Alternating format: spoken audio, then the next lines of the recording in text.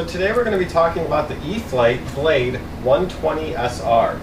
Now the Blade SR, 120 SR is right here in the middle. It's the yellow helicopter. On the left we have the E-flite Blade MSR, and on the right we have the E-flite Blade SR. So let's go through and talk about a few differences first. The E-flite Blade MSR, the smallest one over here, it has a 7-inch rotor blade, a 7.5-inch length, and about a 1-ounce weight with battery while flying. That's this little guy over here. The E-flite Blade SR has a 12.5-inch rotor blade as well as a 12.5-inch length, and it weighs about 3.75 ounces with the battery. So it's 2.75 ounces heavier than the MSR. The Blade SR has a 21.8-inch rotor blade, a 19.1-inch length, and a 12-ounce weight. So overall, the 120 SR is closer in weight to the MSR. The size is kind of in the middle, the length of the blades. You know, it's a little closer to the MSR than it is the SR. Now also, the 120 SR as well as the MSR are fixed pitch helicopters. The Blade SR, if I said the last one wrong, this is the MSR and the 120 SR. The Blade SR over here is a collective pitch helicopter, which means it can do some stunts that the fixed pitch can't do, like doing rolls and loops. Now you might be able to get a little fixed pitch helicopter to do a roll or a loop if you're high enough, but they're really not made for it.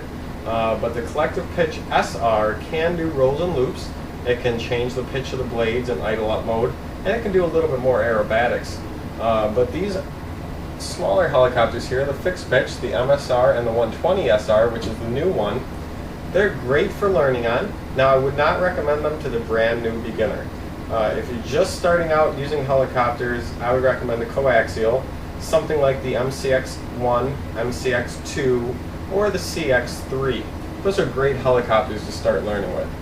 So now that we've gone over the kind of weight and specifications of these helicopters, let's take a look at what's in the box. The box here is empty. I've unloaded it. So again, we're going to go through the three helicopters. The MSR uses a 120 milliamp 1-cell battery. The new 120 SR again uses a 1-cell, but it's a 500 milliamp. It's a lot larger battery. I don't know what the flight time is going to be. I've never flown this helicopter before. We're going to go ahead and fly it straight away for you guys in this video. But it's a 500 milliamp battery, 1-cell. The Blade MSR, the Blade SR, I'm pretty sure that's a 3-cell, isn't it? It might be a 2-cell. Let me take a quick look. Got my Blade SR box down here. The Blade SR battery, yeah, it is. I thought it was. The Blade SR is a 3-cell, 1000 milliamp. So we've got two 1-cell helicopters on the might be your left, and then we got a 3-cell SR on the right. So this SR is a 3-cell, and the MSR is a 1-cell. We're going to go ahead and put these out of the way and concentrate on our new 120 SR. So our new 120 SR here, it looks great. Let me take off the canopy here. I know I'm kind of far away from the camera, but it's got 4 canopy holders. Get a little closer. The main board is right in the back here. The motor is in the front. Got our rotors on top, our motor-driven tail rotor, and everything's set up, all pre-ready to go. This is out of the box. It's all ready to go. What else comes in the box is your battery. You get one single cell 500 milliamp battery. You get your charger, and let me show you something about the charger here. Your charger is a little charger that can change the amperage selection. It's for 1-cell batteries, and you can charge between 0.1 and 0.7 amps. Now for the Blade 120 SR battery, which comes stock in this kit, comes with a JST plug. you're going to want to charge at 0.7 amps. That's the quickest the charger allows, and that's what you want to charge at. It'll take about 45 minutes at most to charge a battery from dead to full. Now again, remember with LiPo batteries, you never want to get them down to completely dead. When I say dead, I mean that's when you stop flying. You never want to discharge your LiPo batteries down to your helicopter stops flying altogether. LiPo batteries should be discharged 75%. They should still have about 25% left. So never discharge a battery all the way. Just fly it around for 5 to 10 minutes and then land and then charge. Like I said, I've never flown this before, so I don't know the exact flight time. But usually on single cell planes, I get between 5 and 10 minutes. So we'll find that out, and I'll post that in a future video. Now this charger comes with a little plug here. It's not a JST plug. So they include a little adapter. Your little adapter here, hard to see maybe, you just plug your little adapter into your charger, and then that plugs into your battery. Real simple. So they include everything. You don't need anything extra, and you're ready to go. And the charger comes with an AC plug, so you can charge it in your home. Real simple, real easy. I would suggest buying a few extra batteries so that when you go out you can have a few flights. You don't have just one flight and then you're wanting more. And then what else is in the box? Your instruction manual, of course. It's pretty thick and has lots of good information. Take a look through that, especially if you're new at helicopters. You want to take a look. And then you have a bag with a screwdriver, some extra control arms, and a couple plastic or rubber stoppers, which I'm pretty sure are the canopy holders. And that's it. So let's go ahead and talk about binding this helicopter. I'm going to bind it to my DX6i. So let me come over here and let me slide in the battery. Now the battery goes in the bottom here. You push it all the way through until the plastic meets the plastic there, all the way through.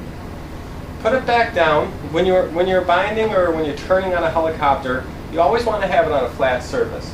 So my transmitter is off. Let me go ahead and plug in my 120 SR.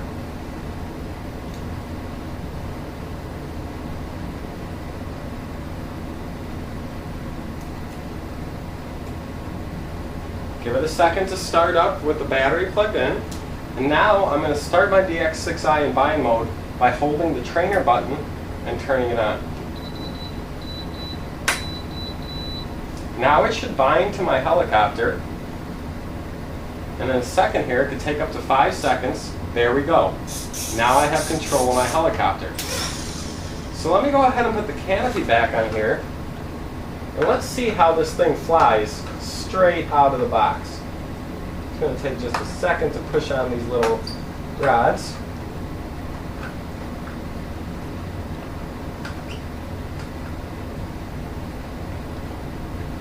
Alright, so the 120 SR is all set up and ready. This is straight out of the box, never flown before. No wind in here, I got my fan turned off. Let's see if I can take this thing off and hover it a little bit and then land on the table. Oh, nice. Wow. Wow, I'm impressed.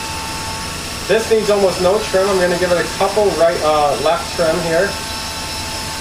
It's very close to perfect out of the box.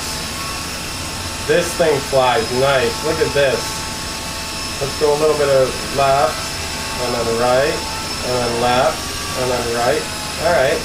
This thing, wow, I am amazed. I'm going to come towards the camera for you guys. Hover a little bit in front of you.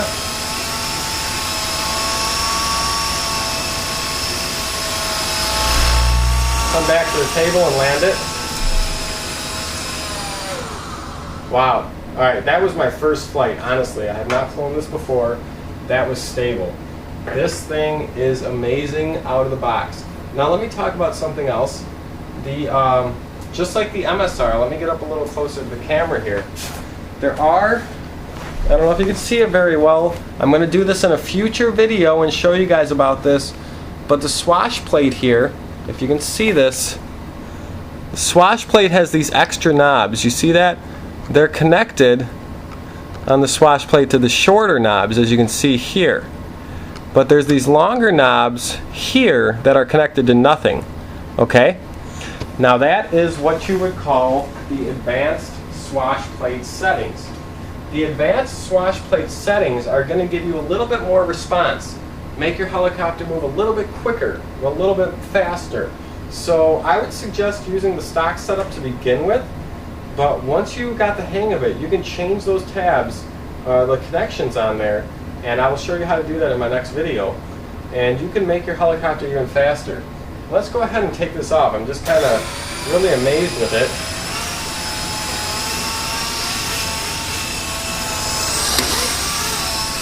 I know I'm on the camera right now. Here we go. It is smooth. And I'm flying it really slow because I'm inside in a small room. So you know what? Let's go ahead and take this outside. See what else we can do with this little thing. Alright, so guys, this is the Blade 120 SR. Alright guys, it's a little windy outside, but I'm going to take it up and we're going to do some flight around here. I don't have a ton of space, but let's see how this does outside.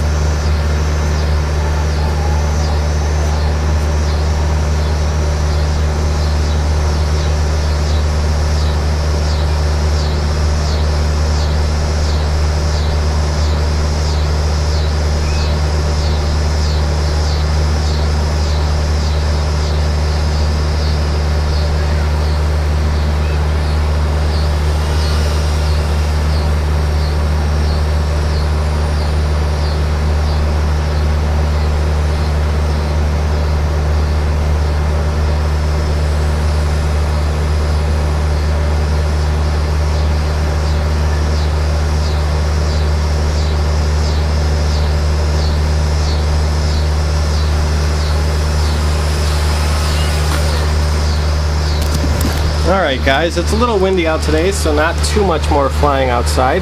I'm going to talk about the advanced Swashplate setting in the next video, and we'll show you some more flying. But there's the Blade 120 SR, great little helicopter from E-flite.